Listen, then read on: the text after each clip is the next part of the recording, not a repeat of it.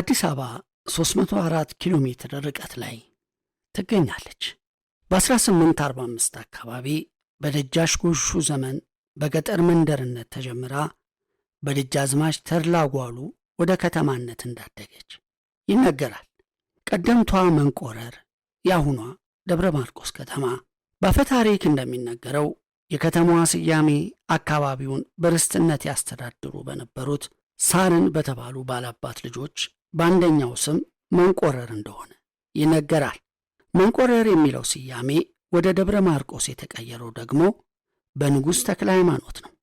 ይህም አፄ ዮሐንስ በ1873 ዓ.ም ከነበራቸው 4 ጽላቶች የቅዱስ ሚካኤልን ለራሳቸው በማስቀረት የቅዱስ ጊዮርጊስን ለንጉሥ ሚኒሊክ፣ የቅድስት ማርያምን ለአማራ ሳይንትና የቅዱስ ማርቆስን ለንጉሥ ተክለ ሃይማኖት ከመስጠታቸው ጋር ይያያዛል።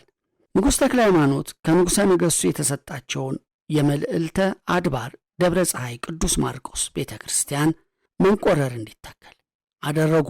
ቤተ ክርስቲያኑ መልዕልተ አድባር ደብረ ማርቆስ ተብሎ እንዲሰየም በመወሰን ሕዝቡ አዲሱን የከተማ ስያሜ እንዲቀበለው በአዋጅ አስነገሩ።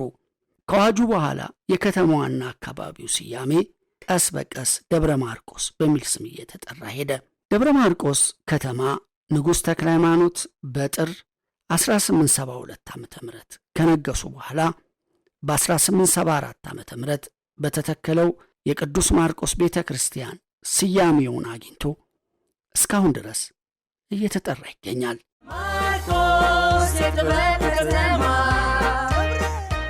ደብረ ማርቆስ በአፄ ቴዎድሮስ ዘመነ መንግሥት ጎጃም፣ ዳሞት፣ አገው ምድርና ባህር ዳር አካባቢ ተብለው ሲጠሩ የነበሩት ግዛቶችን በአንድ እንዲጠቃለሉ ከተደረገበት ጊዜ ጀምሮ ኢህአዲግ ስልጣን እስከያዘበት ዘመን ድረስ የጎጃም አስተዳደር ዋና ከተማ በመሆን ለረጅም ዘመን አገልግላለች። አሁን ላይ ደግሞ የምስራቅ ጎጃም ዞን ዋና ከተማ ሆና በማገልገል ላይ ትገኛለች።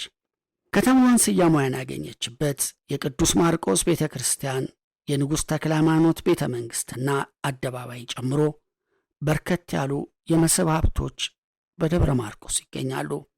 በዙሪያ ደግሞ እንደ አባስራት ገዳም፣ ውርግርግ ፏፏቴ፣ የአባይ የተፈጥሮ ፍል ውሃ፣ ብሔረ ሕያዋን ቅድስት ሥላሴ አንድነት ገዳም፣ ደብረገነት አቦ ቤተ ክርስቲያን፣ አባ ፈቂህ ያሲን ክብረ በዓል፣ የደብረ ኤልያስ ቤተ ክርስቲያን፣ አንቀጸ ብጽሐን ቅድስት ላሊበላ አንድነት ገዳም፣ ሙቀት ሥላሴ ቤተ ክርስቲያን፣ እንዶድማ ኪዳነ ምሕረት፣ አጋምና ጊዮርጊስ፣ የሞላሌ ዋሻ፣ የጊዜ ድልድይና ቀቢ ፏፏቴን የመሳሰሉ ተፈጥሯዊና ባህላዊ የመስህብ ቦታዎች እንደሚገኙ የአማራ ድንቅ ምድር መጽሐፍ መረጃም ያሳያል።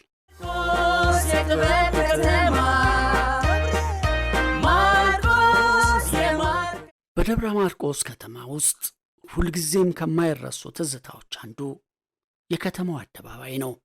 የከተማዋ ወደ ኋላ መቅረት ሳይሆን የወደፊት የእድገት ተስፋዋንና ዘመናዊ የመሆን ምኞቷን የሚያሳይ አደባባይ ነው። ዘመን ያስቆጠረ አደባባይ። ከጥንት ጀምሮ ተማሪው፣ የመንግሥት ሠራተኛው፣ ነጋዴው በአውቶቡስና የሕዝብ ማመላለሻ መኪና የሚሳፈረውና የሚወርደው አልፎ የሃጅ መንገደኛው ሳይቀር በቀጠሮ የሚያገናኘው ይህ አደባባይ ነበር። ጥንት ማርቆስ ሄዶ ያንን አደባባይ በየቀኑ ማየት ተመራጭ ነበር። ትንሽ በተሻሻለ ቁጥር ከተማዋም ያደገች የሰለጠነች እየመሰለ በጣም ነበር እርካታ የሚሰጠው። ቤተ መንግሥቱ የሚገኘው ከአደባባዩ በስተጀርባ ከፍተኛ ቦታ ላይ ነበር። የእንደራሴው መኖሪያ ቤት፣ የሀገር ግዛቱ፣ ከፍተኛው ፍርድ ቤት፣ ዋና ፖሊስ ጣቢያና የመሳሰሉት በአጠቃላይ የአስተዳደሩ ቢሮክራሲ በሙሉ የሚገኘው ከዚሁ አደባባይ በስተጀርባ ሲሆን ያ ሰፊ ቦታ የቤተ መንግሥት ቅጥር ግቢም ይባል ነበር። ከቤተ መንግሥቱ ፊት ለፊት ወረድ ብሎ አደባባዩ በሁለት ደረጃ የተከፈለ ነበር። ሁለት የአንበሳ ሐውልቶች አደባባዩን ከከበበው የግንብ አጥር በር ላይ ግራና ቀኝ ጎድበው ቤተ መንግሥቱን ጠላት እንዳይገባበት የሚጠብቁ ይመስሉ ነበረ።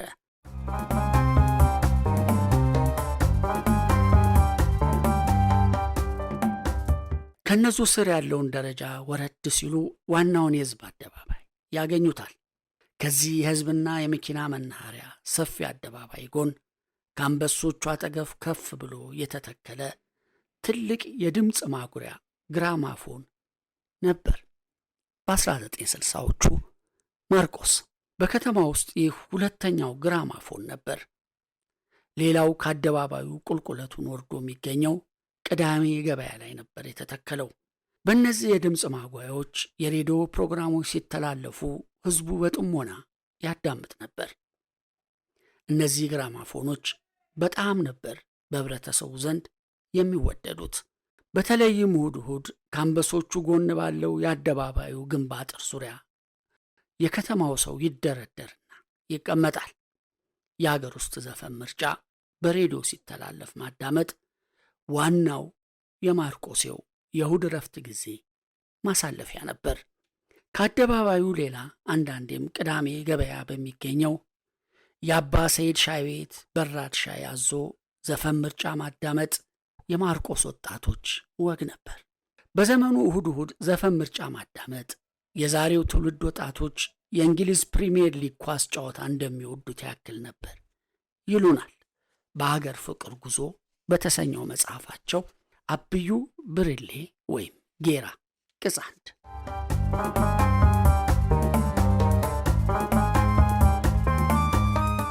አብዩ አክለውም ይሁን እንጂ የሀገር ፍቅር ስሜት ከመቀስቀስ አንጻር ሲታይ ምናልባት ሁለት ልምዶች በመሃላቸው ትልቅ ልዩነት ያላቸው ይመስለኛል። አንዱ የሀገራችን ሲሆን ሌላው ግን የውጭ ባህል ተጽዕኖ የዘመኑን ግንኙነት ያስከተለው ስለሆነ ነው። እንደዚህ አይነት አስተያየት ያለኝ በእኛ ዘመን እርግጥ የእግር ኳስም አልፎ አልፎ በሬዲዮ ሲተላለፍ እናዳምጥ ስለነበረ ነው። ይሁን እንጂ በዋናኝነት የምናዳምጠው የሀገራችንን ጥቂት ክለቦች ግጥሚያ ብቻ ነበር። አብዩ ብርሌ በዘመኑ ይሰሟቸው ስለነበር የዘፈን ዜማዎችም እንዲህ ይላሉ። ብዙዎቹ የምንወዳቸው ከሞላ ጎደል ተመሳሳይ ነበሩ ማለት ይቻላል። ከእነዚህም የጥላሁን ገሰሰ ዜማዎች ቅድሚያውን ይዛሉ። እኔም እስካሁን ድረስ በአእምሮዬ ተቀርጸው የቀሩና ልዩ ትዝታ የሚቀሰቅሱብኝ በአብዛኛው የጥላሁን ዘፈኖች ናቸው።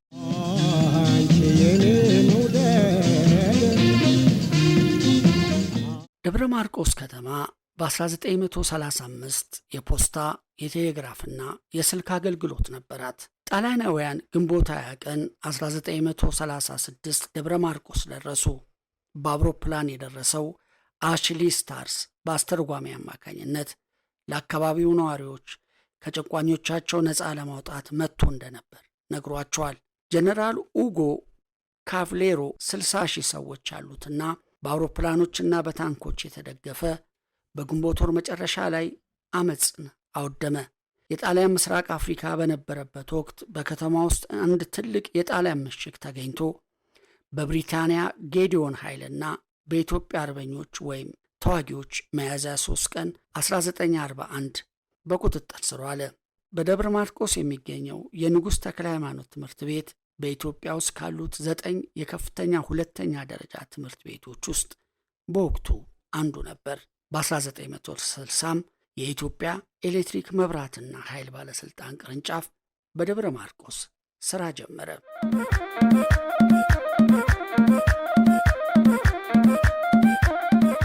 የደብረ ማርቆስ ከተማ አመሰራረታቸውን የሕዝቡን የሥራ መስክና ታዋቂ የሆኑ መለያዎችን መሠረት ያደረጉ ሰፈሮች አሏት።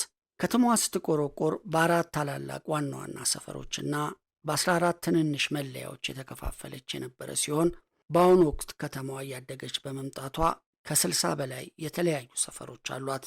ቀደምት የሆኑትና ታሪካዊና ጥንታዊ ከሆኑ ሰፈሮች ውስጥ አንዱ ካህን ሰፈር ነው። ከቅዱስ ማርቆስ ቤተ ክርስቲያን እስከ ደብረ ማርቆስ ሪፈራል ሆስፒታል ያለው ጥንታዊ ሰፈር ሲሆን ቀድሞ የደብረ አገልጋዮች ወይም ካህናት መኖሪያ ነበር። ሌላው ፈረስ ቤት ነው። ከቅዱስ ሚካኤል ቤተ ክርስቲያን እስከ ንጉሥ ተክለ ሃይማኖት ትምህርት ቤት ያለው ሰፈር ነው። ቀድሞ የንጉሡ ፈረሰኞችና በፈረስ የሚነግዱ ሰዎች መኖሪያ ነበር። ነጋሪት መቺ ሰፈር ከቅዳሜ ገበያ እስከ አብማ ትምህርት ቤት ያለው ሰፈር ሲሆን የንጉሡ አዋጅ ነጋሪዎችና ነጋሪት መቺዎች የሰፈሩበት ነበር። ቅሬ ሰፈር በአሁኑ ቀበሌ 06 አካባቢ የሚገኝ ጥንታዊ ሰፈር ነው። ሰፊ ሰፈርም ደግሞ ከንጉሥ ተክለ ሃይማኖት ትምህርት ቤት እስከ ወትረን ወንዝ ያለው ሰፈር ነው። አቡን ሰፈርም የሀገረ ስብከቱ ጳጳስ አቡነ ሉቃስ ሲኖሩበት የነበረ ታሪካዊ ሰፈር ነው። ቀደም ሲል እንደተጠቀሰው ሞጣ ሰፈር ከሞጣ አካባቢ ተሰደው የመጡ ሰዎች ያረፉበትና የቆረቆሩት ሰፈር ነው። ግምጃ ቤት ሰፈር ደግሞ ከደብረ ማርቆስ ሆስፒታል እስከ ኪዳነ ምሕረት አካባቢ የሚገኝ ሰፈር ነው። አውራ በር በከተማዋ እምብርት መሃል አደባባይ በንጉሥ ተክለ ሃይማኖት አደባባይ ዙሪያ የሚገኝ ዋነኛ የገበያ ስፍራ ነው።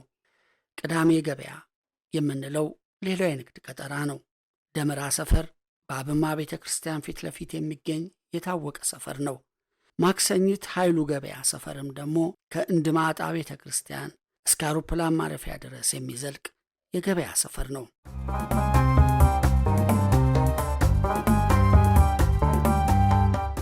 የንጉሥ ተክለ ሃይማኖት አደባባይና የደብረ ማርቆስ ከተማ ታሪክ በጥብቅ የተሳሰሩ ናቸው። አደባባዩ የተሰየመው በ19ኛው ክፍለ ዘመን በነገሱት የጎጃም መስፍን በነበሩት ታዋቂው ንጉሥ ተክለ ሃይማኖት ቀድሞ አዳልተሰማ ስም ነው። የከተማዋ ቀድሞ መጠሪያ መንቆረር የነበረው የንጉሡ ጦር ሰፈርና የፖለቲካ ማዕከል ነው። በአደባባዩ መሃል ላይ ለአርበኞች መታሰቢያ ይሆን ዘንድ በበር ቅርጽ የተሠራ ታሪካዊ ሐውልት አርክ ቆሟል። ይህ ስፍራ ላለፉት በርካታ አስርት ዓመታት የከተማዋ ዋና ማዕከል ሆኖ አገልግሏል። አደባባዩ ለዘመናት የሃይማኖት በዓላት በተለይ ደመራ፣ የሀገር መከላከያ ሰራዊትና የፖሊስ ማርሽ ባንድ ትዕይንቶች እንዲሁም ትልልቅ የሕዝብ ስብሰባዎች የሚካሄዱበት ታሪካዊ መድረክ ነው። የዚህ አደባባይ ታሪክ ከደብረ ማርቆስ ከተማ አጠቃላይ አመሰራረት ከሃይማኖታዊ ክንውኖችና ለሀገር ክብር ሲሉ ደማቸውን ካፈሰሱ ጀግና አርበኞች መታሰቢያነት ጋር በጥብቅ የተያያዘ ነው።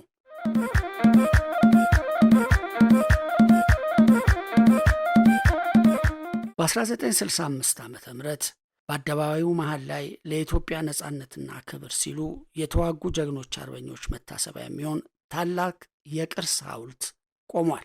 ይህ ሐውልት ከተገነባበት ጊዜ ጀምሮ አደባባዩ የደብረ ማርቆስ ከተማ ዋነኛ መታወቂያና ውበት ሆኖ አገልግሏል። በየዓመቱ የመስቀል ደመራ በዓል፣ ጥምቀት እንዲሁም የቅዱስ ማርቆስና የቅዱስ ሚካኤል ንግስ በዓላት ታቦታት ሲወጡ እጅግ ቁጥር የሌለው ሕዝብ በዚህ አደባባይ ላይ ይሰበሰባል።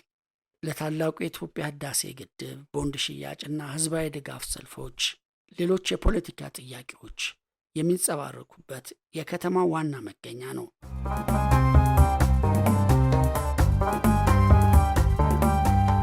በደብረ ማርቆስ የንጉሥ ተክለ ሃይማኖት ቤተ መንግሥትም ይገኛል። በ19ኛው ክፍለ ዘመን የጎጃሙ ገዢ በነበሩት በንጉሥ ተክለ ሃይማኖት የተመሠረተ ታሪካዊና ውብ የሥነ ሕንፃ ቅርስ ነው። ከተማዋ ቀድሞ መንቆረር ትባል በነበረችበት ዘመን የንጉሡ ዋነኛ የፖለቲካና የጦር ማዕከል ሆኖ አገልግሏል። የቤተ መንግሥቱ ዋና ዋና ታሪካዊ ምዕራፎችና ባህርያቶችን ስንመለከት ንጉሥ ተክለ ሃይማኖት ታላቅ የቅዱስ ማርቆስ ቤተ ክርስቲያን ካነጹ በኋላ ቤተ መንግሥታቸውን በከተማዋ እምብርት ላይ በመገንባት የአካባቢው የባህልና የፖለቲካ ማዕከል አደረጉት።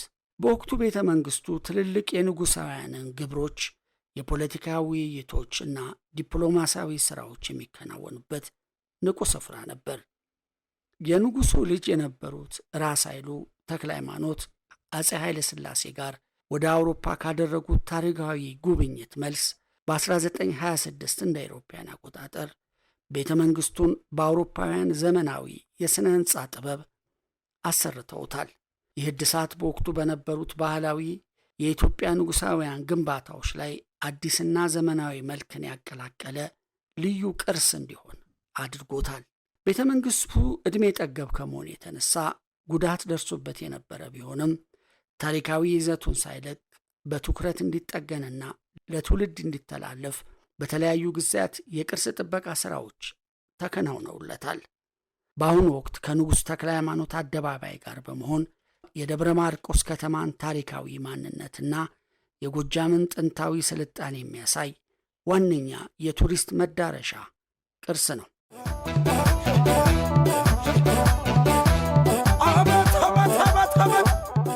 የንጉሥ ተክለ ሃይማኖት ስም በአደባባይ ብቻ ሳይወሰን በቅርቡ በትልልቅ የልማት ፕሮጀክቶቹም ላይ እየተሰየመ ይገኛል። ለዚህ ማሳያም የሆነው በደብረ ማርቆስ ከተማ የተገነባውና በቅርቡ የተመረቀው የደብረ ማርቆስ ንጉሥ ተክለ ሃይማኖት አውሮፕላን ማረፊያ ነው።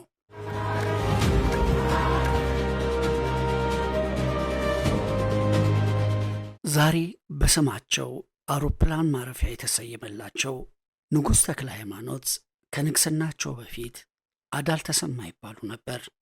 አባታቸው ንጉሥ ተሰማ ጎሹ በኢትዮጵያ አጼዎች ቁጥጥር ስር የነበሩ የጎጃም ገዢ ነበሩ። በዚያ ወቅት በጎጃም ያሉት ሌሎች የጎጃም የአገዛዝ ስርዓት መሳፍንቶች መሪነቱን ለመጨበጥ ፉክክር ጀመሩ። አዳል ተሰማ አባታቸው ንጉሥ ተሰማ ጎሹ ሲሞቱ ለጠላቶቻቸው በመጋለጣቸው ምክንያት የአባታቸው የደጃዝማች ተሰማ ጎሹ ተቀናቃኝ የሆኑትና የደጃዝማች ተድላ ጓሉ ልጅ ደጃዝማች ደስታ ተድላ ጎጃምን ለመቆጣጠር ስለፈለጉ አዳል ተሰማን አሰሯቸው። አዳል ተሰማም በእስር ቤት እያሉ ዕድሜያቸው እየጎለመሰ ሲሄድ ከእስር ቤት አምልጠው ጠፉ። የራሳቸውን ጦር ካደራጁ በኋላም ጦራቸውን ይዘው በመሄድ ካጎታቸው ከደጃዝማች ደስታ ተድላ ጋር ጦርነት ገጥመው አሸነፉ። በኋላም አዳል ተሰማ በወቅቱ ንጉሠ ነገሥት ለነበሩት ለአጼ ተክለ ጊዮርጊስ ወይም ዋክሹም ጎበዜ ለመገበር ፈቃደኛ በመሆናቸው ተክለ ጊዮርጊስ አዳል ተሰማን የደጃዝማችነት ሹመት ሰጥተው የጎጃም ሹም አደረጓቸው። ተክለ ጊዮርጊስም አልፈው ተርፈው እህታቸውን ላቀሽ ገብረ መድኅንን ለደጃዝማች አዳል ተሰማ ዳሩላቸው። አጼ ተክለ ጊዮርጊስ በዘመኑ ኃያልና ሩህሩህ የተማረኩ ጠላቶቻቸውን የሚምሩ መሐሪ ንጉሥ እንደነበሩም ይነገራል።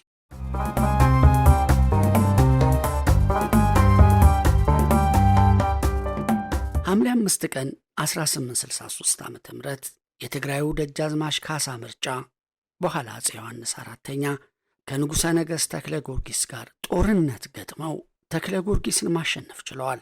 አጼ ዮሐንስ የኃይል ሚዛናቸውን ለማስጠበቅ ሲሉ አቅም ካላቸው ከሸዋው ምኒልክ ይልቅ ወደ ጎጃሙ ደጃዝማች አዳል ያደሉ ነበር። ይሁን እንጂ በመጀመሪያዎቹ ዓመታት የአጼ ዮሐንስና የአዳል ግንኙነት እምብዛም የሰመረ አልነበረም። ይልቁንም ደጃዝማች አዳል የንጉሥ ተክለ ጊዮርጊስ ታማኝና በጋብቻ የተሳሰሩ ስለነበሩ ደጃዝማች ካሳ ምርጫ የደጃዝማች አዳልን መሠረት ለማሳጣት ሲሉ ወደ ጎጃም ሄደው ደጃዝማች አዳል ተሰማን ከሥልጣን አንስተው በመትካቸው አጼ ቴዎድሮስን ኃይለኛ ተቀናቃኝ ሆኖ ያወካቸው የነበረውን የደጃዝማች አዳል ተሰማን አጎት የተድላ ጓሉን ልጅ ደስታ ተድላን የራስነት ማዕረግ ሰጠው በጎጃም ላይ ሾሙት። በዚህ የተነሳ ደጃዝማች አዳል ጎጃምን ጥለው ሄዱ። ጥር 13 ቀን 1864 ዓ.ም ደጃዝማች ካሳ ምርጫ ተብለው ከነገሱ በኋላ ጎጃምን ለቀው ወጡ። አጼ ዮሐንስ ጎጃምን ለቀው እንዲሄዱ ደጃዝማች አዳል ወደ ጎጃም ተመልሰው መጥተው ከራስ ደስታ ተድላ ጋር ተዋግተው ራስ ደስታን ከገደሉ በኋላ የጎጃምን ግዛት ጠቅልለው ያዙ። በ1866 ዓ.ም ደጃዝማች አዳል ለአጼ ዮሐንስ ለመገበር ፈቃደኛ በመሆናቸው የራስነት ማዕረግ ከተሰጣቸው በኋላ የኢትዮጵያ ዋና ከተማ በመሆን የአጼ ዮሐንስ አራተኛ መቀመጫ በሆነችው በደብረ ታቦር ከተማ አጼ ዮሐንስ ለራስ አዳል ጥር 13 ቀን 1873 ዓ.ም የንግሥና ሹመት ሰጥተው ንጉሥ ጎጃም ወከፋ ተብለው የጎጃምና የከፋ ጠቅላይ ግዛቶችን እንዲያስተዳድሩ ስልጣን ሲሰጣቸው ልክ እንደ አባታቸው እንደ ንጉሥ ተሰማ ጎሹ ሁሉ እሳቸውም ጊዜያቸውን ጠብቀው የጎጃም ንጉሥ ሆኑ።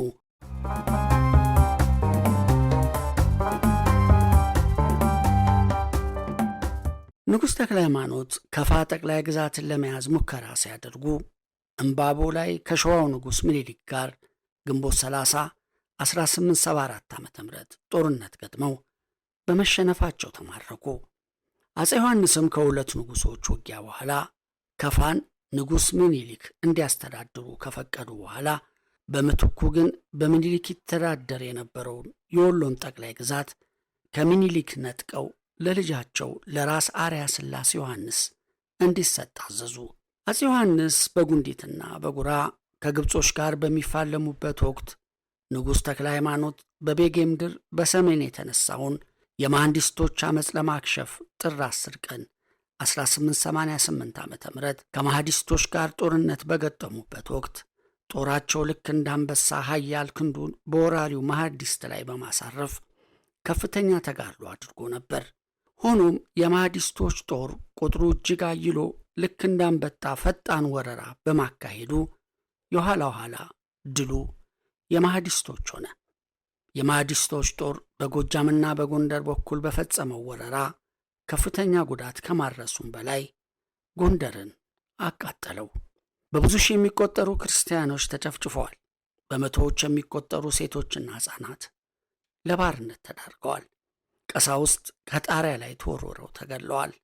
በ1881 ዓ.ም አፄ ዮሐንስ በጋላባት ጦርነት ላይ ከተሰዉ በኋላ ንጉሥ ምኒልክ ብዙም ሳይቆዩ ራሳቸውን ንጉሠ ነገሥት ምኒልክ ብለው አወጁ። ንጉሥ ተክለ ሃይማኖትም ለአዲሱ ንጉሠ ነገሥት ታማኝነታቸውን ስለገለጹ ምኒልክም ተክለ ሃይማኖትን የጎጃም ሹም በማድረግ ሰይሟቸዋል።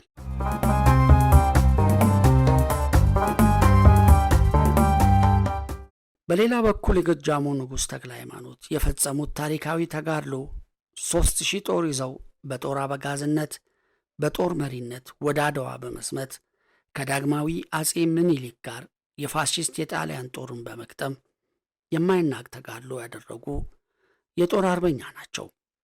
የንጉሥ ተክለ ሃይማኖት ያስተዳደጋቸው ዝርዝር ታሪክ ብዙም ግልጽ ባይሆንም ራስ አዳል ተሰማ ተብለው ከ1861 እስከ 1872 ዓ.ም ከ1873 እስከ 1893 ዓ.ም ድረስ በድምር ለ32 ዓመታት በኢትዮጵያ ግዛት ውስጥ የሰለሞናዊ ስርወ መንግሥት አባል በመሆን የጎጃም ንጉሥ ሆነው ገዝተዋል። ንጉሥ ተክለ ሃይማኖት በአጠቃላይ በኖሩበት ሕይወት ዘመናቸው የተሻለ ነው ብለው ያሰቡትን መልካም ነገር ሁሉ ለሀገራቸው ሲያከናውኑ ኖረው ጥር 3 ቀን 1893 ዓ.ም በዕለተ ዓርብ ደብረ ወርቅ በተባለው ስፍራ ከዚህ ዓለም በሞት ተለይተዋል። ከንጉሥ ተክለ ሃይማኖት ሞት በኋላ አፄ ምኒልክ ጎጃም በአንድ ንጉሥ አስተዳደር ብቻ ሊመራ የማይችል ትልቅና ኃያል ሀገር እንደሆነ በማሰብ ጎጃምን በ3 ቦታ ከፍለው ለመቆጣጠር ወሰኑ። ንጉሥ ተክለ ሃይማኖት 3 ወንድና 4 ሴት ልጆች ነበራቸው። ወንዶች ልጆቻቸውም በዛብህ፣ ኃይሉና በለው ይባሉ ነበር።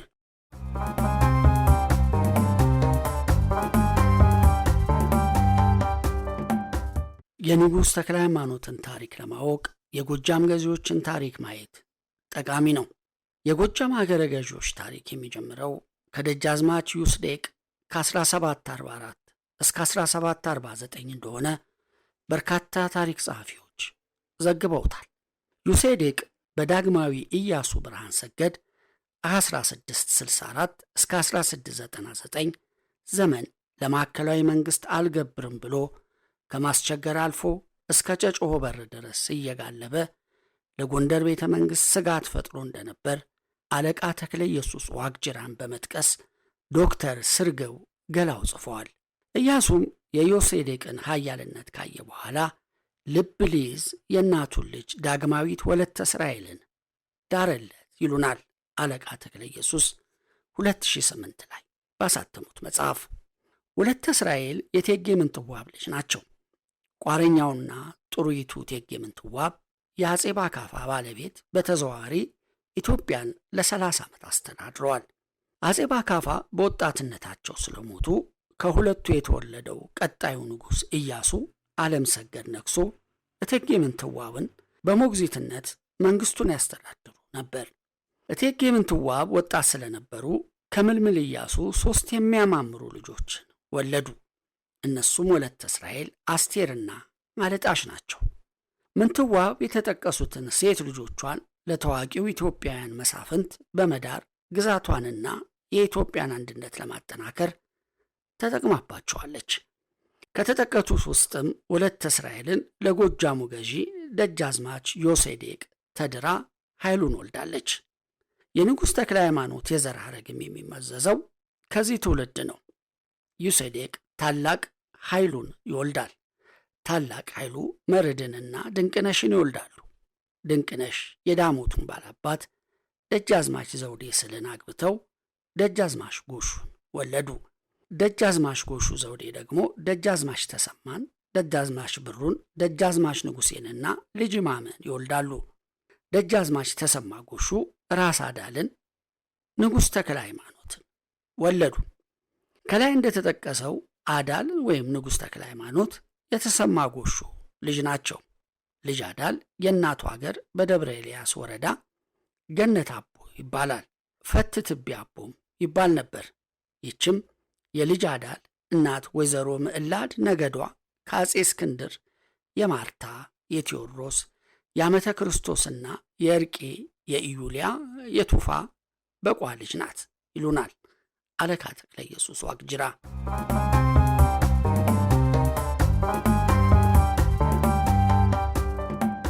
ልጅ አዳል በሕፃንነቱ አያቱ ጎሹ በካሳ ኃይሉ ወይም አጼ ቴዎድሮስ ከተገደሉበትና አባቱ ተሰማ ጎሹ ከተጋዘ በኋላ ዘመድ የጭንቅለት ነውና በአባቱ አደራ ባይነት ወደ አጎቱ ተድላ ጓሉ የቀድሞ መንቆረር ያሁኗ ደብረ ማርቆስ ተልኮ ከልጆቹ ከንጉሴና ከደስታ ጋር እየተማሩ አደጉ። ከዚህ በኋላ ነው እንግዲህ ንጉሥ ተክለ ሃይማኖት የጎጃም ገዢ ለመሆን ብዙ ፈተናዎችን ያለፉት።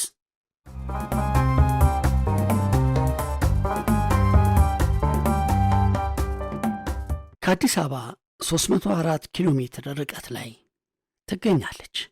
በ1845 አካባቢ በደጃች ጎሹ ዘመን በገጠር መንደርነት ተጀምራ በደጃዝማች ተድላ ጓሉ ወደ ከተማነት እንዳደገች ይነገራል። ቀደምቷ መንቆረር የአሁኗ ደብረ ማርቆስ ከተማ በአፈ ታሪክ እንደሚነገረው የከተማዋ ስያሜ አካባቢውን በርስትነት ያስተዳድሩ በነበሩት ሳርን በተባሉ ባላባት ልጆች በአንደኛው ስም መንቆረር እንደሆነ ይነገራል። መንቆረር የሚለው ስያሜ ወደ ደብረ ማርቆስ የተቀየረው ደግሞ በንጉሥ ተክለ ሃይማኖት ነው። ይህም አጼ ዮሐንስ በ1873 ዓ.ም ከነበራቸው 4 ጽላቶች የቅዱስ ሚካኤልን ለራሳቸው በማስቀረት የቅዱስ ጊዮርጊስን ለንጉሥ ሚኒሊክ፣ የቅዱስ ማርያምን ለአማራ ሳይንትና የቅዱስ ማርቆስን ለንጉሥ ተክለ ሃይማኖት ከመስጠታቸው ጋር ይያያዛል። ንጉሥ ተክለ ሃይማኖት ከንጉሠ ነገሥቱ የተሰጣቸውን የመልዕልተ አድባር ደብረ ፀሐይ ቅዱስ ማርቆስ ቤተ ክርስቲያን መንቆረር እንዲተከል አደረጉ። ቤተ ክርስቲያኑ መልዕልተ አድባር ደብረ ማርቆስ ተብሎ እንዲሰየም በመወሰን ሕዝቡ አዲሱን የከተማ ስያሜ እንዲቀበለው በአዋጅ አስነገሩ። ከአዋጁ በኋላ የከተማዋና አካባቢው ስያሜ ቀስ በቀስ ደብረ ማርቆስ በሚል ስም እየተጠራ ሄደ። ደብረ ማርቆስ ከተማ ንጉሥ ተክለ ሃይማኖት በጥር 1872 ዓ.ም ከነገሱ በኋላ በ1874 ዓ.ም በተተከለው የቅዱስ ማርቆስ ቤተ ክርስቲያን ስያሜውን አግኝቶ እስካሁን ድረስ እየተጠራ ይገኛል። ማርቆስ የጥበብ ከተማ